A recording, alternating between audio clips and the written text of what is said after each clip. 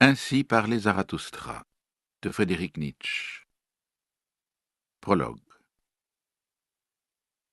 Lorsque Zarathustra eut atteint sa 30e année, il quitta sa patrie et le lac de sa patrie, et s'en alla dans la montagne.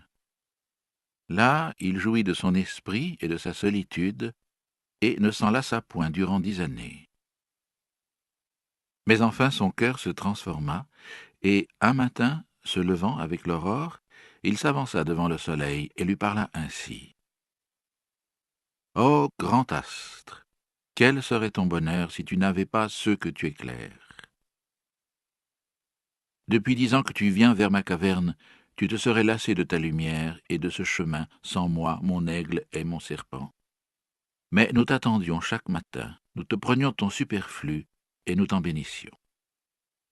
Voici. Je suis dégoûté de ma sagesse, comme l'abeille qui a amassé trop de miel. J'ai besoin de mains qui se tendent.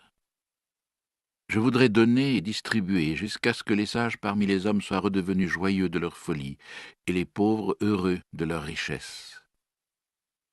Voilà pourquoi je dois descendre dans les profondeurs, comme tu fais le soir quand tu vas derrière les mers, apportant ta clarté au-dessous du monde, ô astre débordant de richesse. Je dois disparaître ainsi que toi, me coucher, comme disent les hommes vers qui je veux descendre. Bénis-moi donc, œil tranquille, qui peut voir sans envie un bonheur même sans mesure.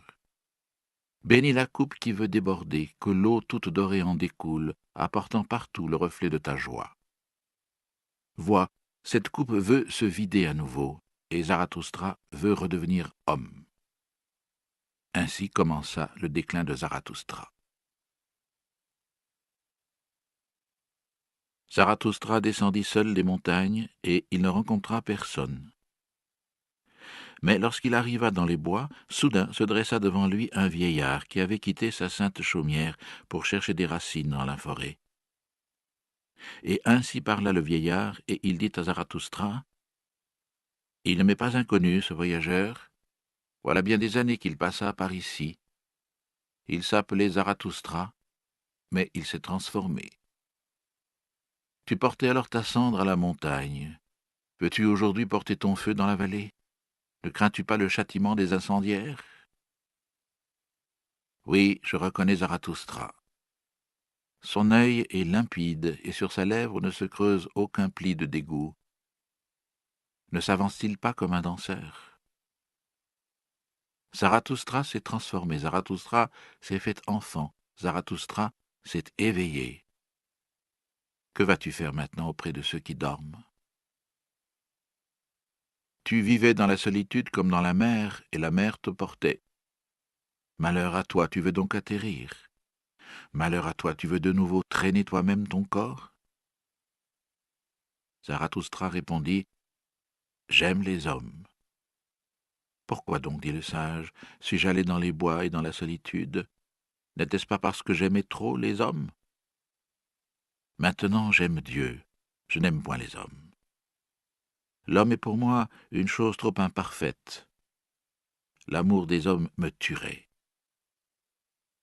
Zarathustra répondit, Qu'ai-je parlé d'amour? Je vais faire un présent aux hommes. Ne leur donne rien, dit le saint. Enlève-leur plutôt quelque chose et aide-les à le porter.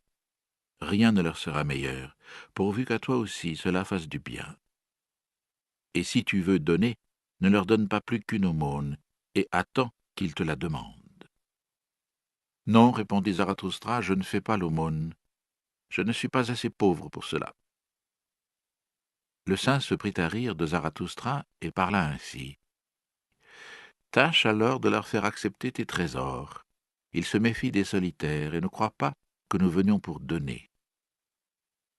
À leurs oreilles, les pas du solitaire retentissent trop étrangement à travers les rues. Défiants comme si la nuit, couchés dans leur lit, ils entendaient marcher un homme, longtemps avant le lever du soleil. Ils se demandent peut-être où se glisse ce voleur. Ne va pas auprès des hommes, reste dans la forêt. Retourne plutôt auprès des bêtes.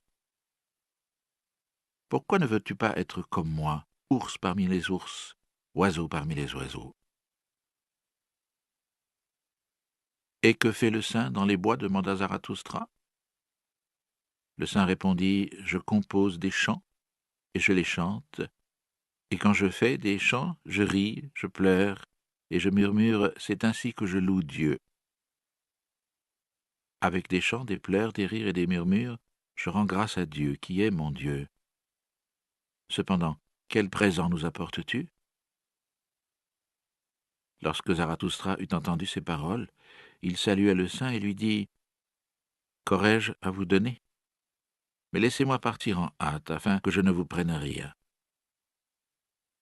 Et c'est ainsi qu'ils se séparèrent l'un de l'autre, le vieillard et l'homme, riant, comme rient deux petits garçons. Mais quand Zarathustra fut seul, il parla ainsi à son cœur. Serait-ce possible? Ce vieux saint dans sa forêt n'a pas encore entendu dire que Dieu est mort.